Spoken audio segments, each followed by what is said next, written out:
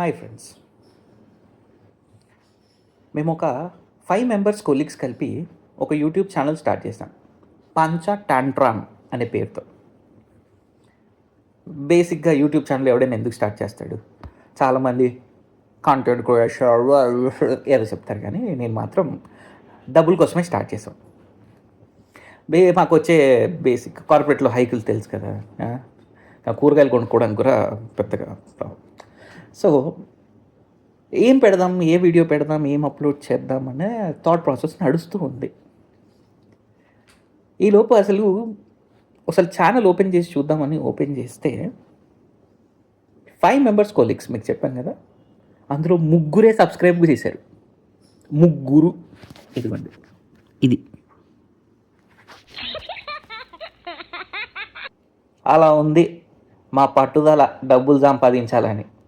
రేయ్, మిగతా 2 సబ్స్క్రైబ్ చెయ్యండిరా.